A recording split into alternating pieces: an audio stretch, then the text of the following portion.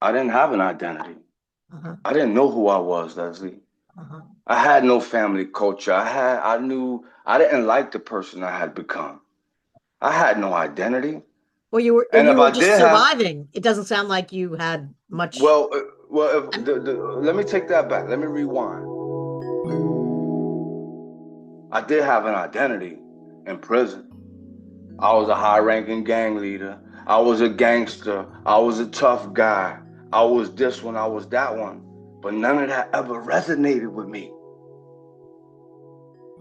When I say I didn't have an identity, was I never really felt like I knew myself other than I felt like a happy, curious kid inside. But I didn't come from those strong cultural backgrounds where people, I meet some young people today, so impressive. They understand their family background, they're mission driven in life. Forget about a specific mission. I didn't have an identity, good or bad. I didn't have any role models. I didn't have anything. It was just me trying to figure it out. Yeah. Like many young people that I encountered over the years working in juvenile justice, they just Yeah. trying to find out who they Exactly. are. So I developed an identity from there. I shed my gang. I walked away from all the things I was involved in the prison setting. I didn't start going to church or acting like some ultra religious person, but I continued to study the Bible. That led me into studying books about spirituality. The books on spirituality led me to reading biographies and autobiographies and a lot of nonfiction stuff about the real world and people who have been at the bottom of the deepest pits in life and clawed their ways out. And I started shifting mentally. The more I consumed, and that's when I learned about filters and affirmation and being strategic about what I consume, even in there. What was I reading? Was I reading novels just to have some diversion, or was I actually reading something that I can enjoy, learn from, and expand my mind and curiosity? Well, that's So it always been started, innate in you, obviously. That drive. Yeah. and those themes always and it doesn't all make sense until you're older and wise Of and you course. can actually process. If you But survive. I've Yeah. noticed though, yeah, Yeah. if you survive with your true self, if you survive being able to even look back, because I know a lot of individuals that are that been where I've been, including one of my closest siblings. He did 17 years in prison. He just walks through life like a robot processor. He don't process anything deeply emotionally, but he's doing what he got to do to survive and to cope and to Yeah. be able to adapt as much as he can. I don't want to live like that. I don't want to just. I haven't ever wanted to just survive. I want to thrive, Leslie. And I know for most people walking this earth, if you want to thrive, you have to actually understand what moves you, what makes you tick, what shaped you, what contributed to you thinking the way you do, and what's contributing to you thinking the way you want to think and be the way you want to be in the future. So I Yes. had no identity. I chose to build it after that. I chose to involve myself in a lot of positive things. I started teaching classes in the prison setting. I joined a lot of the inmate organizations, started leading many of the inmate organizations. I got involved in sports. The conversations I had were different. The people I walked with in there were different.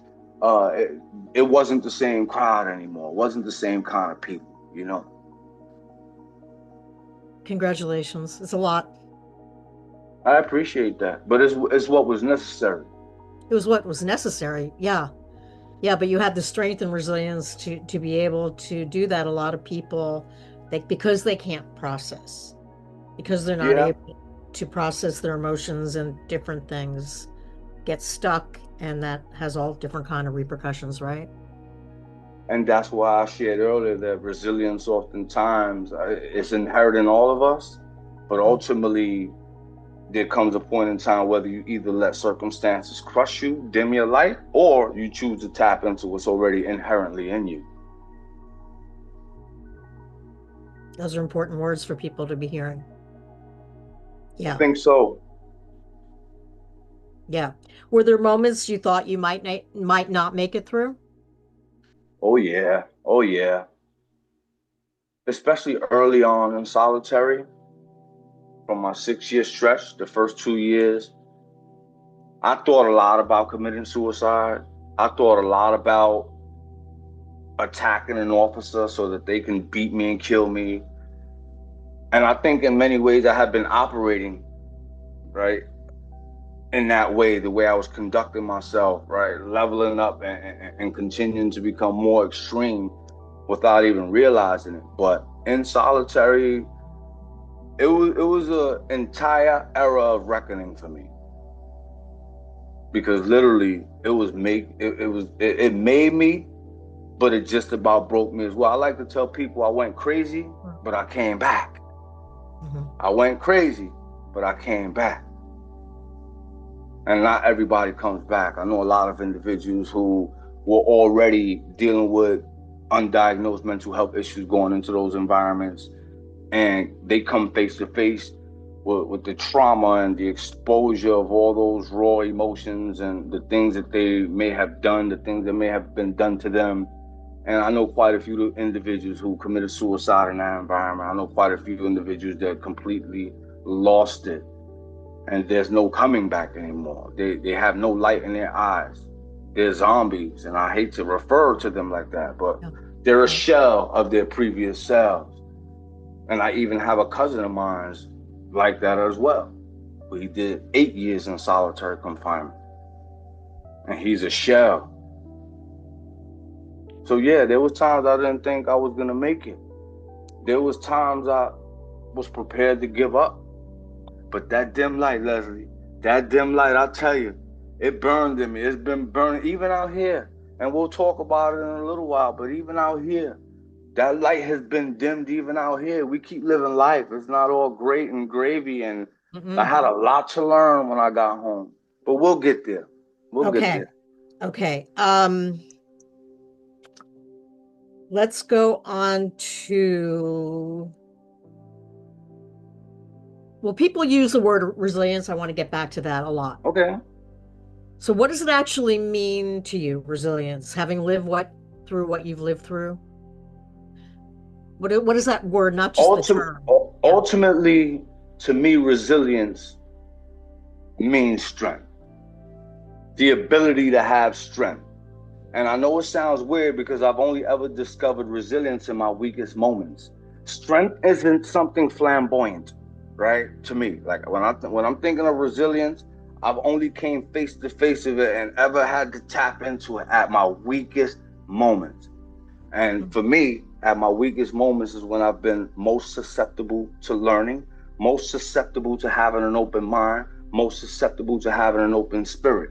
It takes strength to make the right decision under duress that can cause you to have to use resilience, because you may not want to be back on the streets homeless. You may not want to be broke. You may not want to be abused or whatever different circumstance you're facing that may force you to make a decision based in survival mode. So to me, resilience ultimately is strength. Is that strength is born in our weakest moments when we need it the most, and it's inherent to all of us. How do you think people tap into that? I mean, there's so many different circumstances, people leaving domestic violence situation. I mean, it's endless. How how do you have any advice for people how to tap into that? I would say that most people already do a really good job at it, because at the end of the day, when you're facing the most difficult circumstances in your life, just like we shared earlier, you have to always look for the best option. And the way to tap into resilience is to always be committed to ensuring you don't make your life worse with the decisions you make. And yeah, people Mm. correlate resilience with not giving up, not committing suicide, not making the wrong decision. Resilience and how you view it is always going to be relative to a person's frame of reference. But ultimately, what I think we all can understand is the best way to exhibit resilience is not to give up on yourself. That's the best way we all can exhibit it. And I don't think nobody in their right mind wants to give up on themselves. And we just have to dig deep in our darkest times and look at that light. Remember that light. When you had that light, it's not over. You still have breath in your body. You still can think. You still can move, even if you can't move. If you can think, if you can reason, if you still have aspirations, if you still have dreams, if there's work that's left undone in your life that matters to your legacy, that matters to you as a person, that you wanted to see through, if you still have a single breath in your body, You must tap into that resilience because it's already there. The work is not done. Thank I don't you. want to go until the work is done, Leslie.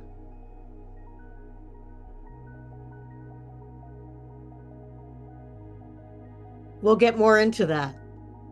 And thank you for that. There's a lot of work to be done. That's for sure. It really is. It really is. And from what you've lived through, you're unique and extraordinarily uh, capable of contributing in that I way. appreciate that. Absolutely. So where do you think your strength came from when there were so little around you? It ties back into this notion that lived with me, like it has to be better than this. That's it in a nutshell, where the Mm, strength came from. And a mm, part of it was also rebellion. And I'm always frank with this. By the time I decided to change, I had been counted out by the world, Leslie. I didn't have family coming to visit me in prison. There was nobody to call. I got an occasional letter. I was in solitary confinement. The prison considered me a problem. They threw away the key within the prison. As a young man, 16 years old, not minimizing my offenses, I was sentenced to 30 years for relatively minor offenses. Remember, I was arrested back on a tough on crime era towards juveniles in New York. I was thrown away by the system. I was thrown away by the prison system. I was thrown away by my family. Nobody believed in me. And I said to myself, damn, John, you are not a good bad guy. You have not been good at crime. You have not been good at being a gang member. You have not been good at breaking rules. You want to give it a shot? You want to spit right in everybody's face and turn it around? mm. And you want to know what, Leslie? That's a true part of that rebellion. That's awesome. And that is the truth, like straight, like I said, and hand in hand with this notion that there has to be something more. This can't be it. I'm Well, going to that's the spit best in kind that of world's rebellion, face. right? Oh, yeah. Oh, yeah. Oh, yeah. And that theme has underscored much of my reentry journey as well. But you're using it for good. A lot of people have that kind of sense of rebellion and unfortunately use it in destructive ways. But you That's decided, correct. right? That Oh, was a decision. absolutely. Absolutely. And remember, at the end of the day, as I shared earlier, my goal in life isn't to survive. I want to thrive. I want to actually live in happiness. I want to live in fulfillment. I want to be self actualized and hopefully master myself in a way that I can contribute maximally to people like myself, people who have good hearts, people that want to see change in the world. I inherited some crappy things in life. No kid should inherit nothing similar to what I've inherited. And I I know it's a agree. big dream to think that I can change the world, but you want to know something? I think I can. I Hmm. really do. Hmm.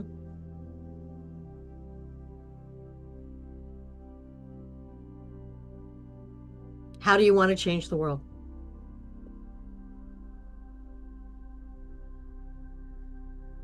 Fairness is also relative, but I think that a world where fairness and kindness and acceptance are more prevalent, I think a lot of our societal ills will dissipate. Hmm. I think many of them will see a decrease. I think that people will focus on more important things. But the truth is, I frame this view from what I experienced as a child. I feel like I was treated unfairly. Yeah. I fear, I feel that I was never provided Hmm. access or acceptance. Well, you don't just feel. I mean, yeah, that But was. yeah, I'm framing it Yeah. in the way that I feel because it still shapes my views, my policies, my work, everything that I do today. And And it was real. I ultimately, mean, that was yeah, reality. Yeah. absolutely, Yeah. absolutely. But ultimately, in life, you don't get handouts. There's no handouts. There's nothing really for free in life. There's a lot of good, there's a lot of stuff. But ultimately, you give a young person a fair shot, whether they come from ideal circumstances or not, it's more likely they'll thrive. And a fair shot just means to be Yeah. kind to them, be open to them, be supportive of young people. as opposed to seeing kids as problematic that may not come from the same background or the same circumstances as you. I don't think any kid in the world wants to be born into a non-traditional family. I think every kid in the world would love to have a mother and father and supportive aunts and Of course. uncles and a true community, right? It takes a community to raise a child. It takes a village to raise a child. I'm So trying to change the world by being a community. yeah, well, it's interesting. So what my prison reentry communication game, I did workshops with both adults and teens and Mm-hmm. juveniles. And one of the questions that came up, I think it was 16-year-olds, was, Mm-hmm. are you more naturally mean or nice? And everybody answers the same question on the circle. Every Mm-hmm. one of them Mm-hmm. said, nice, but in here I have to be mean. So, And I can relate to. I probably yeah, would have answered the same way. yeah. And at the end of the day, daily interactions. There's so many levels to it. But at the end of the day, we don't really look at the potential of people who we discard. We don't realize what's missing from the bigger piece, And no life should ever be discarded. I don't want ever again a young person's life to be discarded the way mine was. I'd like to talk to you more about that offline as well. Yes, ma'am. Um, so what was it like stepping back into the world after 16 years?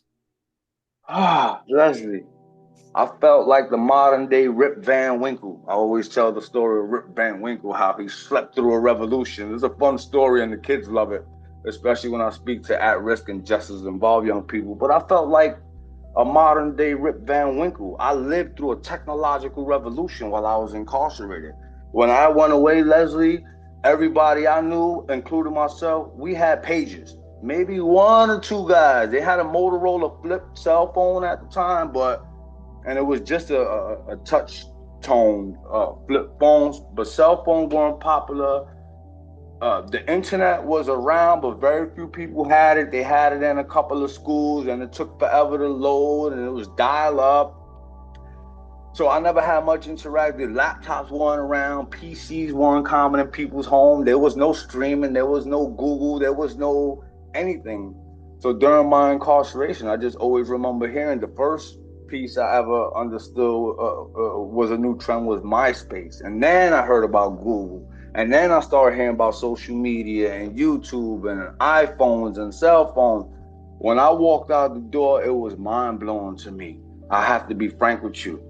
But that's related to technology. I'm very, very thankful for my curiosity and ability to learn, because I jumped right into it very, very, very quickly. Everything from Office 360 and how to Excel spreadsheets and Word documents. That's where I first started, right? I committed myself to mastering that because I like to write. I had to write a resume. AI wasn't around back then, where you could just put in a couple of prompts and it'll spit out this perfect doc. So I dived headfirst into technology, but it was a lot to navigate emotionally. It was tough. I have to be frank with you, and I still struggle emotionally, but it was tough. It was so much movement, lights, people. Everything was fast paced. I had been incarcerated 16 and a half years at that point, and I felt completely disoriented. I didn't sleep well for days, Mm-hmm. but I adjusted. I adjusted. And the journey since has been about being able to pivot.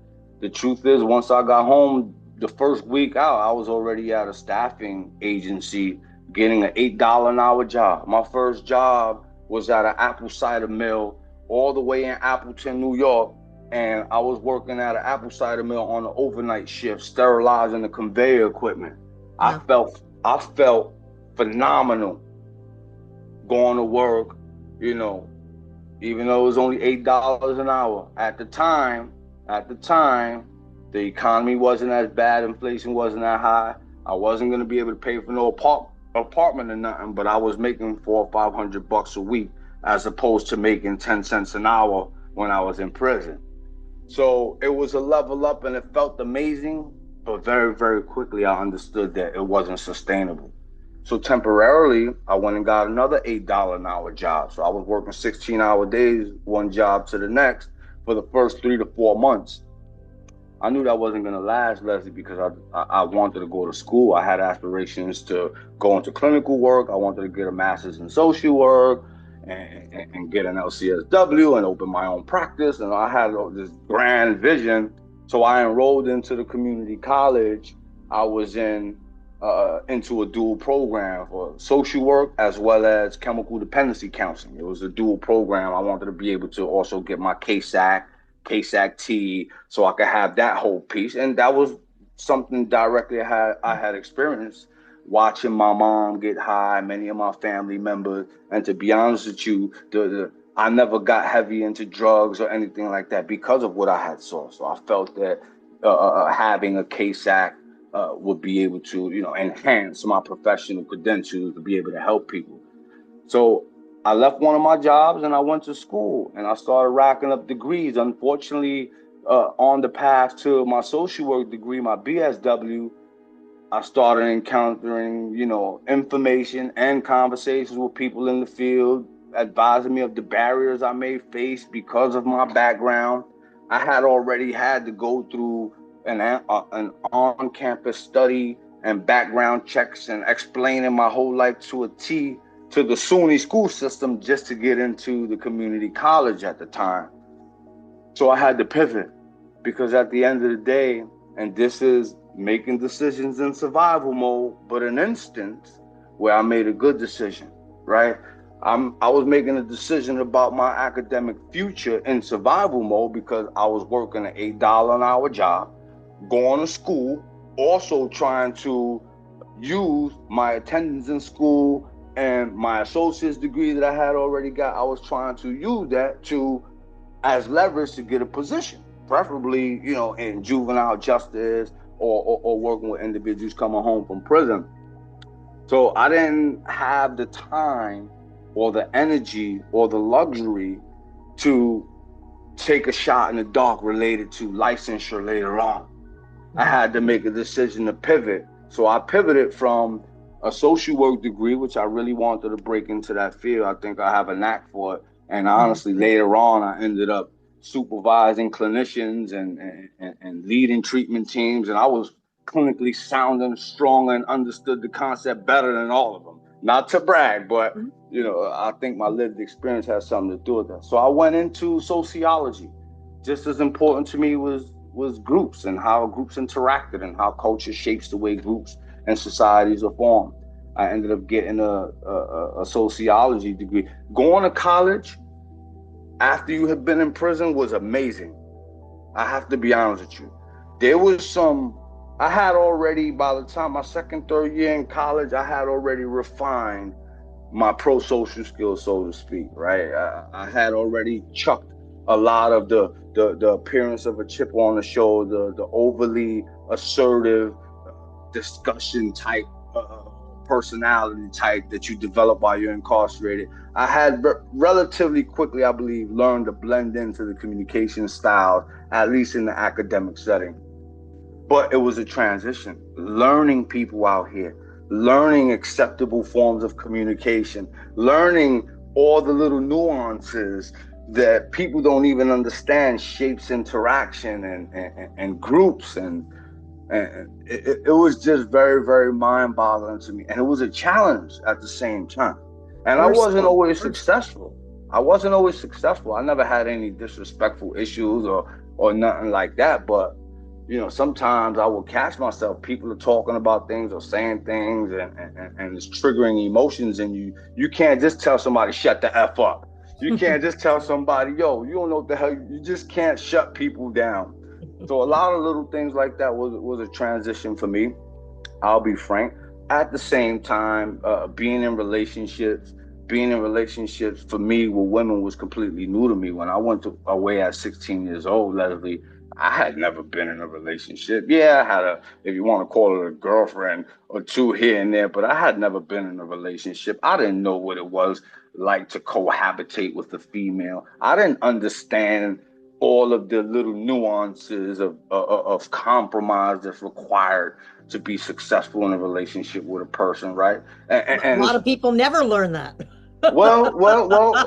I think and I agree with you because I have so many friends that call me when they having drama, when their wives kick them out, and especially the guys getting out. And this is another thing when a lot of guys coming out of incarceration have a lot of pent up desires and fantasies and imaginations of what they think is going to be like out here, and they get themselves into some very precarious situations with females, in pursuit of Sure. actualizing what they've fantasized about. And that's a real issue that nobody talks about in reentry, especially for men And and maybe women we'll as do well. another interview about that. I think that would be an Absolutely. important, That's a yeah. very, very, very important issue. Everything from sexual activity to cohabitating to the nuances of communication. It's a big issue. But anyway, so I had to learn a lot, and I've made my mistakes. I've not always been the best at communicating. I haven't always been the best boyfriend or the best husband or father. But one thing I'll tell you is I'm always constantly trying to learn. I'm always trying to create the path of least resistance, but by putting in the work. You put in the work to Clearly. learn your environment. You put in the work. If you want to be in any given setting, you got to put in the work to be able to adapt to that environment so you could be effective. So how do you do that? Like how do you focus outward to observe and learn? A lot of people aren't able to get enough out of their heads to be able to observe and learn new things. How did you do that? Well, I did it. It's a skill that I developed over the years. Reading people, reading the room, reading their environment. I can't necessarily tell people this is how you do it, but I learned to pay attention to people. If certain types of conversations come up and people frown on them, if certain types of mannerisms are on display, oftentimes groups are expecting you to display the same or similar mannerism. I'm not saying that we have to be sheep here, but understanding the people, the environments, the background, and the influences of the cultures and the environments you're in, all that contributes to you being able to understand how you adapt. It's just like if I'm going to a networking conference. Sometimes I'm going to a business networking conference. Sometimes it's going to be nonprofit. Sometimes it's going to be technology. I adjust accordingly, conversation wise, uh, uh, uh, not dress Yeah, wise, but your entire presentation has yeah. to be able to adapt to that environment. But a lot of people get very angry about that and feel like they shouldn't have to, they shouldn't have to. So what would you say to them because they feel like they're, you know, When you adapt to an environment, doesn't mean that you're selling your authenticity short, or that you're changing fundamentally who you are. At the end of the day, we have to think about our goals and what we're trying to accomplish. And exactly. I'm Yeah. not speaking selfishly. I'm not speaking, from a lower IQ perspective. If I have a mission, if I have a message that I'm trying to get out to the world, if I have a product that I'm trying to sell to the world, if I'm trying to get people to get on board with a mission that I'm passionate about, you need to compromise and adapt. Sometimes not. We're not talking about your moral compass. We're not talking Yeah. about your character. We're Yeah. speaking about approach. We're talking about how can you be the most effective at your presentation, remaining authentic to yourself by getting buy-in from the people you want buy-in from. So you're not selling yourself out by adapting. Adaptability and completely changing who you are two totally different things. I don't I think sell that's myself out. that's so important. Um, that's because people really struggle with they're not being authentic to themselves if they adapt to the circumstance to get what they want. Yeah, Yeah, you but have you know to. what I say to myself? You know what I say, to be honest with you? And most people, if they're being honest, and this goes back to some of my sociology studying and research, the presentation of self in everyday life. At the end of the day, we all wear hats depending on the different Of people course, we encounter, the different of people we course. communicate It's with, a lot of whether work. you're it's a lot of work. Yeah. But ultimately that has to translate into your work. If you have a mission, if you're trying to accomplish something, that is your work. You need to put on the appropriate hat at that given time to ensure that you're effective at what you're trying to accomplish. So that's the example I always use, because I've heard that too. When I tell people I think you should be adaptive, oh, I'm not changing who I am for anyone. You're not changing who you are. This has nothing to do with the moral compass Yeah. and the mission driven values that push you forward. This has to do with how do I accomplish this mission without compromising, what's important to me. Exactly. So important. There's so much gold in this conversation. We don't have a lot of time left, so I have two more questions. I want to ask you one question along the lines of what we're talking about, and then I want you to talk. I want to ask you about your work now. Hmm. So what would you say to someone who feels like their life is over because of their past? I have to be very direct and tell a person that's feeling that way, wake up. It's not over. You're breathing. You have opportunity. At the end of the day, if you wake up on this side of a cage and this side of the grave, you have another fighting chance. Whatever it is, big or small, whatever your capabilities are, big or small, the work is not done. I always come back to that. Every person I've ever worked with that expressed suicidal ideation, and we get into a conversation about their work in life, everybody has, whether big or small, some work they're trying to accomplish. I don't care how important or not it is. One person who I was working with expressed all this suicidal ideation. He was making plans. He was prepared to go. We start talking about a Roblox game he was building. I said, is that complete? There was still work to do. Thankfully, we moved past those conversations and he moved past that emotional state and he was able to transition. And I'm not using that example to be extreme, but at the same time, there's still work, whatever your circumstances are. And I encourage you to tap in, to dig deep. You have this inherent resilience built into you that you can tap into if you really need it. Thank you. Thank you. So I want you to talk about how you rebuilt your life, what your passion led you into doing that you're doing now. You're giving back in so many ways. So please, wherever this question takes you, I wish we had more time, and maybe we'll do a follow up with just this. But Absolutely. yeah, Absolutely. For many years, I dedicated my life to working with young people that were impacted by the juvenile justice system. I felt it really, really, really important at the time. My effort to completely reduce recidivism was to begin to work with the young people to address the issues that would lead them to incarceration in the first place. So that was my first and foremost primary mission, especially since I was working with many young people that were around my age. Alongside that, I continued to work with reentry. I've written programs over the years. I've done a lot of fundraising for different reentry programs. And as I grew in my career, as I grew in my analytical skills, I began applying that towards a business I started called Clutch Time Consulting, where after I left the nonprofit sector as an executive director, I wanted to be able to operate without as much red tape. When you work for another organization, when you work for another mission, as innovative as you are, as passionate as you are, it's always going to be contained by the mission and vision of that organization, and rightly so. I have bigger visions for what I wanted to do. I ultimately want to be able to shape policies related to how young people are incarcerated, related to how adults are incarcerated and released into society. So over the past number of years, I've done a lot of policy research. I've done a lot of writing papers and books and working with academics across the criminal justice and reentry sector. And I've also started working with organizations directly. A lot of nonprofit organizations, some for profit. Not everybody in reentry and juvenile justice is a nonprofit organization. I mean, yeah, they're not all nonprofit organizations. Some are for profit, and a lot of people don't even know that. But primarily nonprofit organizations who typically don't have as many resources, under $10 million, 2 to 20 employees, small teams, small boards, and basically enhancing their agencies through program analysis, program implementation, developing different metrics so that they can qualify for funding, teaching them how to strategically filter different grants relative to the services they're providing, how to position themselves in order to be more qualified to get grants. I work with some big organizations, but I have to be frank with you, I have a heart for smaller organizations, especially in juvenile justice and reentry, because the smaller organizations are generally closer to the pain yeah. and oftentimes furthest away from the funding. I'm also a business. I'm also trying to make a living and provide for my wife and children.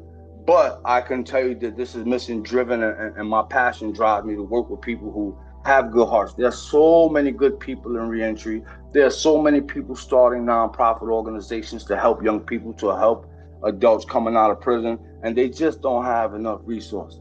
So I figure if I can make a living living out my passion and actually shaping policy and contributing to organizations that are developing program wise and system wise, my impact is going to be bigger because that's going to get translated down to the front line perspective where they're encountering families, when they're encountering young people, when they're encountering guys walking out of prison. So I do a lot related to that. I also enjoy writing. I write books. I'm always writing papers. I'm always doing research because I want to actually understand the problems. I don't want to just be criticizing. I don't want to be an individual that identifies problems without solutions. If I'm looking at a problem, it's because I want to fix the problem. And I think that's where a lot of people get it wrong. So Clutch Time Consulting is my company. You guys can look at the links that Leslie will provide you. I have a personal website as well as a business website, LinkedIn, and I'm easy to find. I'm glad to share thoughts. I'm glad to contribute to any worthwhile movement led by passion-driven people who care. Amazing. And clearly it's real. It's not based on any kind of just theory or let's get the money, or where you come from is so grounded and so real, and what you developed all these years, it has shaped you into somebody who can provide such incredible value Mm-hmm. in so many different ways. I'm so honored to have had this opportunity, um, to show this testament to your strength, your survival, your courage to build a life after everything has been stripped away from you, and all that you shared with everybody with such beauty and clarity about tapping into their resilience and whatever light is still there while they're still here, and how important Mm-hmm. that is. So, is there anything else you want to share that we might have not have touched on? Nothing specific. I just wish everyone the best. Life is so short, Leslie. Happiness is a state of mind. We don't have to be miserable people. We don't have to live in our trauma. We don't have to have those bonds with our trauma. We can process, we can overcome. We don't just have to cope and survive. We all can thrive. And I encourage people just to be the best version of themselves. Fight and fight and fight until you become the best version of yourself, where you can go to sleep in peace at night and look at yourself in the mirror and be proud. And ultimately, that's what I continue to aspire to do. Well, I'll look forward to working with you. You've Thank you convinced very me. much. Thank you so much. And everyone, thank you for listening to Still We Heal Conversations the World Needs Now. I hope that this conversation, and I'm sure it did, tapped into some things to help you to